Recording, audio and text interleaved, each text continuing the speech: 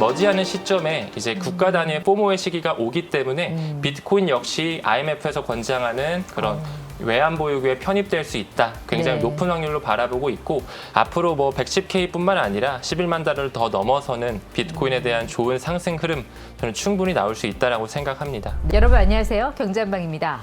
최근 암호화폐 시장에 두 가지의 변화가 또 있었습니다. 일단 비트코인 가격이 11만 달러를 돌파했습니다. 그리고 스테이블 코인과 관련한 법안, 이 지니어스 액트 법안이 미국 상원을 통과해 하원에서 논의 중이라는 소식도 들어왔고요. 뭔가 좀 꿈틀대는 듯한 분위기라서 이분 모셨습니다. 리플 빅뱅의 저자 문창훈 작가 함께하겠습니다. 네, 작가님 어서 오세요. 네, 안녕하세요. 항상 좋은 소식 있을 때 오시는 것 같아요.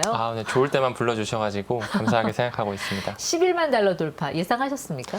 네, 일단은 뭐 네 번째 반감기 사이클이 오는 한 해이기 때문에 시기가 언제 될지에 대해서 좀 고민을 했던 것이지 올까 말까에 대한 그런 생각은 없었던 것 같아요. 반드시 올 거라고 생각을 하고 있었고 앞으로 뭐 110K뿐만 아니라 11만 달러를 더 넘어서는 비트코인에 대한 좋은 상승 흐름 저는 충분히 나올 수 있다라고 생각합니다. 네, 11만 달러 돌파하면 4월 저점 대비 한 50% 정도 반등한 거 아닌가요? 네, 한 그 정도 반등했다고 봐주시면 되고요.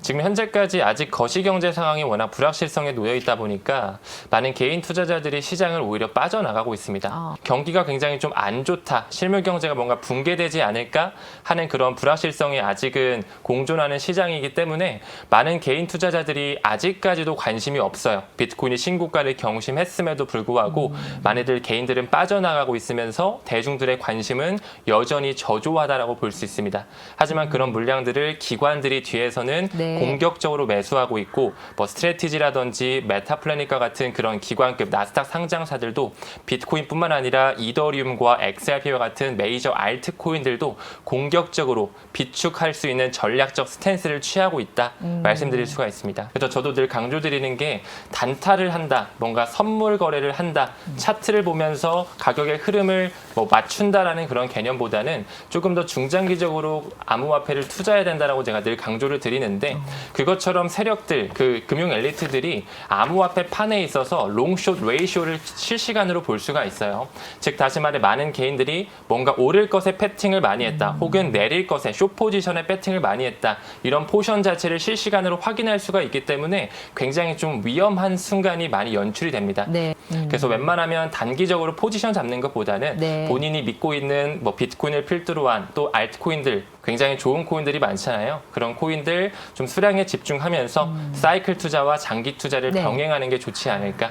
개인적으로 저는 이렇게 생각을 하고 있어요. 그러니까 방금 말씀하신 사이클 투자라는 거는 반감기를 뜻하시는 것 같은데 돌아보면은 반감기가 있던 해 그 다음 해 1월이 가장 좋았거든요. 그 사이클로 치면은 2025년 1월이 좋아야 했는데 트럼프의 관세 전쟁 그리고 또 뭐 바이비트 해킹 사건도 있었고 그래서 호재를 놓치고 그 시기가 조금 늦춰진 것 같기는 해요. 네, 맞습니다. 저 또한 시기가 조금씩 뒤로 늦춰졌다라고 보기도 하고 또한 이제 개미 털기를 하기 위한 여러 가지 이슈몰이를 좀 했다. 그러니까 그동안 암호화폐 쪽에서는 물론 악재도 있었지만 호재도 많이 나왔었거든요. 하지만 아직까지 그 거시경제에 대한 불확실성, 무엇보다도 트럼프의 관세 전쟁이 조금 장기화되면서 조금 암호화폐 시장 역시 나스닥 시장처럼 암울한 시기를 보냈던 건 사실입니다. 하지만 그럼에도 불구하고 올해 1분기가 안 좋았지만서도 올해에 대한 어떤 암호화폐 사이클 상승장으로 갈 수 있는 여력 충분히 있다라고 생각하고 있습니다. 지금 현재 비트코인 도미넌스는 어떤가요? 현재 굉장히 높습니다. 한 65% 정도 되어 있고 시가총액 대비해서 비트코인이 차지하고 있는 그 포션 자체가 워낙 크기 때문에 딱 절대적으로 비트코인 시즌이다라고 볼 수가 있겠죠. 그럼 우리 시장 참여자들은 알트코인에 투자하면 뭔가 내가 지금 알트코인을 팔아서 비트코인으로 넘어가야 되나? 이런 생각을 하실 수 있는 장세라고 보시면 돼요. 비트코인 도미넌스가 이렇게 높다라는 것은 알트코인이 그만큼 많이 저조한 모습, 많이 가격적으로 눌려 있다라고 봐주시면 됩니다. 알트코인도 조만간 슬슬 올라오는 시점이 있을 것이다. 저는 그렇게 보고 있고 일단 비트코인이 저는 조금 더 올라가주는 패턴이 나올 수 있다라고 봐요. 지금 현재 여러 가지 온체인 지표를 미루어 보더라도 기관들이 뒤에서는 굉장히 공격적으로 매집을 하고 있고 이제 OTC를 통해서 그러니까 한마디로 거래소가 아니라 장외 거래를 통해서 그 기관들이 또 손바꿈으로써 굉장히 공격적으로 매수하는 움직임을 포착이 됐기 때문에 앞으로는 이제 거래소에서 그런 매집의 움직임이 나와준다면 가격적인 모멘텀 상승으로서 방향성이 좀 나오지 않을까 생각하고 있습니다. 그러니까 말씀하신 대로 비트코인을 더 많은 기관과 국가 단위에서 채택을 하게 된다면 종국에는 IMF, 국제통화기금에서 왜 SDR이라고 있지 않습니까? 특별통화인출권. 여기 5대 기축통화만 들어가 있는데 여기에 비트코인이 편입될 가능성 어떻게 보세요? 저는 이제 뭐 SDR 특별통화 인출권에는 5대 기축통화가 들어가 있지만 조금 더 브로드한 어떤 포션에는 외환 보유고라고 있거든요. 그 안에는 5대 기축통화뿐만 아니라 실물금이라든지 미국채라든지 달러를 기반으로 한 여러 가지 유가증권이 또 포함이 되어 있는데 네. 저는 머지않은 시점에 이제 국가 단위의 포모의 시기가 오기 때문에 비트코인 역시 IMF에서 권장하는 그런 외환 보유고에 편입될 수 있다. 굉장히 네. 높은 확률로 바라보고 있고 최근에 IMF에서 앵커님 말씀 주신 것처럼 국제 수지에 비트코인을 또 편입하는 움직임이 나왔었고 미국 재무부에서도 비트코인을 하나의 가치 저장 수단으로 인정하는 스탠스 보고서가 나오고 있거든요. 그런 것을 미루어 보았을 때 기관뿐만 아니라 국가 단위의 그런 채택 그리고 포모의 시기까지 충분히 다가오면서 비트코인 굉장히 좋은 상승률 나올 수 있다고 생각합니다. 네, 그러니까 일시적으로는 일단 비트코인 상승세가 우세하겠지만 뒤따라서 알트코인도 슬슬 올라올 거다 그렇게 전망을 해주셨는데 알트코인의 대장주 이더리움 그리고 넘버 2 정도라면 XRP를 보고 계시죠? 리플 네, XRP. 물론입니다. 네. 네. 이 서클을 인수하겠다고 했는데 서클사에서는 아니라고 부인을 했어요. 이거 뭐 호재로 봐야 됩니까? 악재로 봐야 됩니까? 네, 일단은 리플 투자자 입장에서 리플사가 서클사를 인수할 수 있다는 이런 설이 돌았었죠. 뭐 코인베이스가 인수하느냐, 뭐 리플사가 인수하느냐, 뭐 50억 달러 제안했다가 뭐 서클사에서는 돈이 너무 작다 이런 식으로 좀 부인을 했었고 그래서 막 돈을 더 얹느냐 마느냐 이런 여러 가지 언론이 나왔었는데 결국에 최근에 서클의 CEO 제레미 알레이어가 우리는 매각할 생각이 없다. 우리 서클사는 NYSE라고 하는 뉴욕 증권거래소에 상장을 준비하고 있고 이미 네. 신청서까지 냈다. 우리는 독립적인 하나의 달러 스테이블 코인을 찍어내는 회사로서 더 성장할 것이다. 이런 스탠스를 취하면서 이제 매각 이슈를 완전히 부인했거든요. 네. 근데 그런 부분에 있어서 우리 리플 투자자 입장에서는 좀 아쉽기도 하죠. 아무래도 USDC 자체가 스테이블 코인 전체적인 시가총액이 한 2,300억 달러 정도 되는데 그중에 한 25% 정도를 이 서클이 차지하거든요. USDC의 시가총액은 한 600억 달러 정도가 돼요. 예. 그 파이 자체를 리플 원장으로 가지고 올 수 있었던 어떻게 보면 하나의 좋은 기회였지만 아쉽게도 이런 부분이 좀 매각 이슈에서 부인이 되면서 네. 무산이 됐죠. 하지만 저는 앞으로 XRP 레저에 대한 스테이블 코인 그리고 CBDC가 리플 원장에 올라가는 확률은 너무나 높다라고 생각을 합니다. 왜냐하면 현재 리플 원장 같은 경우는 블록체인의 최초로 클로우백이라고 하는 기능을 탑재했어요. 클로우백이 뭐냐면 우리가 블록체인을 통해서 돈을 보낼 때 네. 보내는 사람이 실수로 잘못 보낼 수가 있잖아요. 그렇죠. 인간이 실수를 할 수 네. 있으니까. 송금 오류. 네, 그것을 다시 회수하는 기능이 클로우백이거든요. 굉장히 규제 친화적인 그런 기술을 리플 원장에 지금 탑재가 되어 있단 말이죠. 그렇기 때문에 USDC가 이 리플 원장에 대한 채택 역시 반드시 할 수 있다라고 생각을 합니다. 그리고 현재 서클사 같은 경우는 유로화 기반의 스테이블 코인 또한 만들기 위해서 굉장히 또 미카법의 준수를 받으면서 그 사업 영역에 박차를 가하고 있는데 최근에 EU ROP라든지 EU RCB와 같은 유로화 기반의 스테이블 코인이 리플 원장 위로 올라와 있어요. 뭐 휴먼 파이낸스뿐만 아니라 소시에테 제너럴 기반에 있는 SG4G 그 자회사를 통해서 공식적으로 승인을 받으면서 리플 원장에 지금 법정 통화 기반의 스테이블 코인이 올라왔거든요. 사실 유로화 기반의 스테이블 코인만 리플 원장으로 올라온 게 아니라 뭐 브라질의 헤아라 기반이라든지 호주 달러 기반이라든지 싱가포르 달러 기반 또 팔라우 달러 기반 미국 달러 기반도 당연히 RLUSD가 있잖아요. 이렇듯 앞으로 전통 금융에서 리플 원장이 채택될 수 있는 확률은 매우 높기 때문에 우리 리플 투자자 입장에서 서클을 인수할 수 있었는데 못한다 이런 부분에 너무 아쉬워하기보다는 네. 리플 원장 자체가 워낙 탄탄하게 지금 이루어져 있고 많은 법정화폐의 스테이블 코인이 리플 원장으로 지금 지속적으로 채택이 되고 있기 때문에 네. USDC가 리플 원장을 채택할 확률 저는 매우 높다. 그래서 전혀 뭐 실망하시거나 아쉽게 생각하실 필요는 없다라고 생각을 합니다. 네, 그 스테이블 코인의 효용성을 높여주는 법안, 그 지니어스 액트 법안, 그리고 또 하나가 있죠, 스테이블 액트 법안.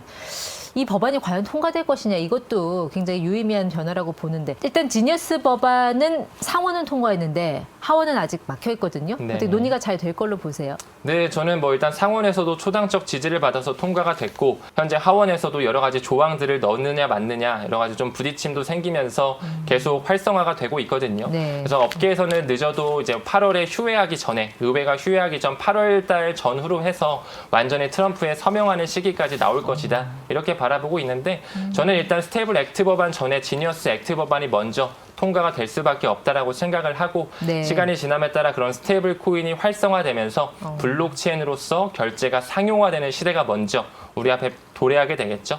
그래서 이런 좀 고무적으로 바라보고 있습니다. 최근에 이런 추세를 보면 결국 미국은 달러에 대한 힘을 조금 빼면서 스테이블 코인으로 넘어가고 그 이후에 CBDC의 세상으로 가는 그 방향에 있다고 봐야 될까요?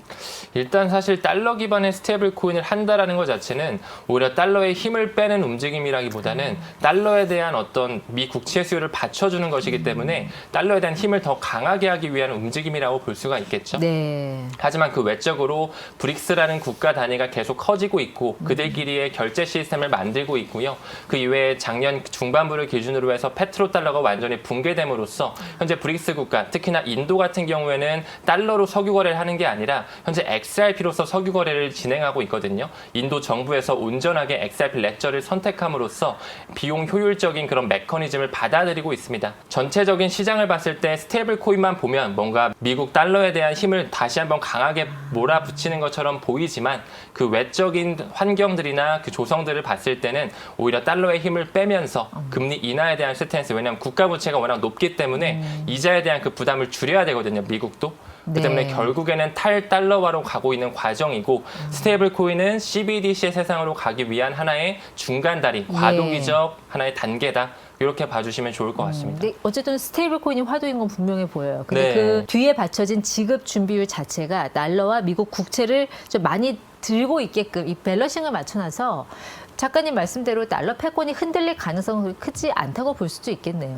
단기적으로는 달러 패권이 조금 더 강해질 수는 있어도 조금 더 중장기적으로 보면 오히려 도널드 트럼프도 지금 관세 전쟁을 하는 것 자체, 과거에 미란 보고서가 나와서 그들이 말어라고 합의라고 하는 그런 워딩이 나온 것 자체가 네. 약달러로 가기 위한 과정이거든요. 그렇기 때문에 약간의 달러의 단물백이라고 봐주시면 좋을 것 같고 결국에는 각국의 법정화폐 기반의 스테이블 코인과 중앙은행에서 찍어내는 CBDC가 나오면서 그런 다극 체제 쪽으로 시대가 변화하고 있다. 네. 이렇게 좀 큰 그림을 봐주시면 좋을 것 같아요. 그 결국 스테이블 코인의 유동성이 어디까지 확장될 것이냐 그 물음표인데 거기에 대해서는 전망을 어떻게 보세요?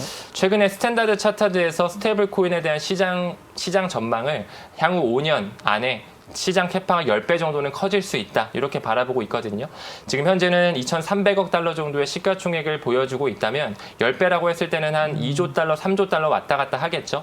그렇게 된다라고 하면 뭐 미국 국가 부채까지도 완전히 해결할 수 있지 않느냐 이렇게까지 말씀도 하시는데 네. 사실 미국 국가 부채는 워낙 지금 천문학적으로 높잖아요.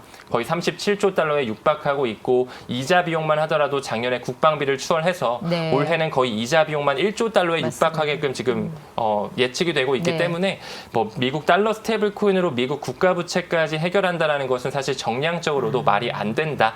라고 좀 볼 수가 있어요. 하지만 그럼에도 불구하고 달러 기반의 스테이블 코인뿐만 아니라 각국의 법정화폐 기반의 스테이블 코인들이 많이 활성화되면서 온체인화되면서 블록체인 기반의 결제 상용화는 충분히 우리 수면 위로 떠올라지면서 우리 실생활에도 밀접하게 연관성을 주겠죠. 네. 그러면 스테이블 코인에 대한 포지셔닝은 좀 어떻게 잡아야 될까요? 우리가 암호화폐 가지고 있다가 뭔가 현금화하고 싶을 때는 비쌈 같은 데 가서 원화로 바꾸지 않습니까? 네네네. 그러면 내가 만약에 달러로 가지고 싶다. 그러면 그 원화를 다시 USDT나 뭐 USDC로 바꾸는 거. 이거 괜찮아요?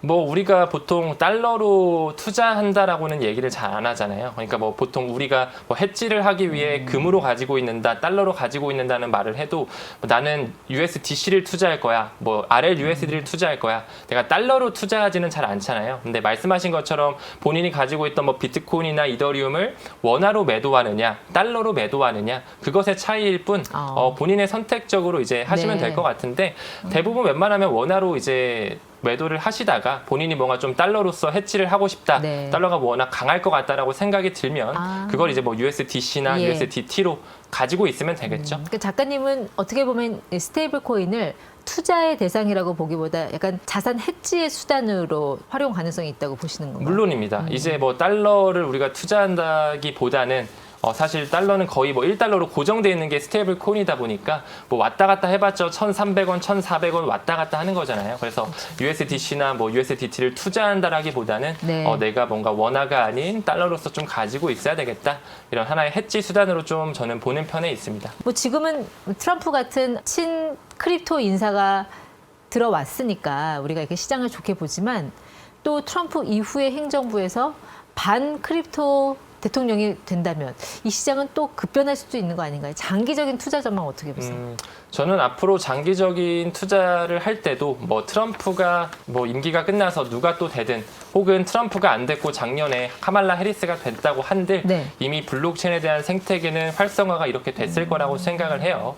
이미 금융 엘리트 세력들이 이제 3차, 3.5차를 넘어서 4차 산업혁명으로 가고 있는 과정이기 때문에 이미 이머징 국가 자체가 지금 GDP가 많이 올라와 있고 선진국이라고 불리는 G7 국가들이 많이 지금 도시화가 끝났고 고령화가 많아지고 인구가 줄어들면서 뭐 이제 더 이상 뭐 창출할 게 없거든요. 그래서 이제 에너지 자체를 마이그레이션 하는 과정에 있고 그러면서 인간이 점점 대체되는 로봇이라든지 휴머노이드라든지 인공지능 AI 그리고 이제 블록체인이 점점 떠오르는 시대가 시대의 흐름에 맞춰서 다가오고 있다라고 생각을 해요. 네. 그래서 뭐 지금 트럼프가 돼서 암호화폐 붐이 왔다. 저는 아니라고 생각하고 뭐 카말라 해리스가 돼서도 똑같았을 것 같고요. 만약에 트럼프 임기가 끝나고 4년 뒤에 또 다른 뭐 민주당이 잡든 공화당이 잡든 반 크립토 인사라고 한들 많은 또 로비 세력들 그 금융 엘리트들이 또 블록체인과 웹 3.0의 시대, 인공지능의 시대로 계속 만들어 갈 거기 때문에 저는 앞으로 장기적인 투자도 반드시 해야 된다. 고무적으로 좀 바라보고 있습니다. 네, 뭐 결국 뭐 소비자가 채택하는 것도 너무 중요하겠지만 우리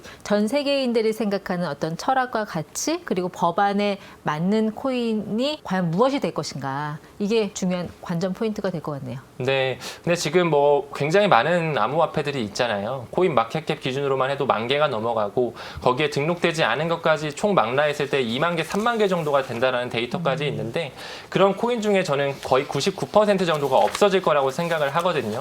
리플의 CEO도 앞으로 암호화폐 시장에서 거의 99%는 사라지고 한 1% 정도의 그런 암호화폐만 남을 것이다 이런 얘기를 하고 있는데 저는 정확히 또 그게 맞는 말이라고 생각을 해요. 그래서 뭐 XRP 하나만 남는다 이건 당연히 아니고 우리가 이제 앞으로 디지털 패러다임의 시대를 맞이하면서 디지털 금으로서 비트코인은 더더욱 큰 국가 단위, 기관 단위의 채택을 받을 거고 저는 개인적으로 디지털 은이라고 부르는 라이트코인도 지금 현물 ETF가 또 준비되어지고 있는데 앞으로 또 많은 채택을 받을 거라고 보거든요. 각 영역을 대표하는 그런 코인들은 끝까지 살아남을 것 같고 뭐 한국에서 찍어내는 어떤 코인이라거나 규제가 준수되지 않는 뭐 밈코인 같은 거는 앞으로 많이 좀 사라지지 않을까 생각되고 있습니다. 알겠습니다. 국경 간 결제 활용될 수 있는 어떤 그런 유틸리티로 활용할 수 있는 프로젝트들이 워낙 많이 나와 있어서 그런 것들이 하나씩 어떻게 퍼즐을 맞춰갈지 그 흐름을 보면 게리콘이 말한 그 하나의 암호화폐가 뭔지 그 존재가 또 윤곽을 드러내지 않을까 싶습니다.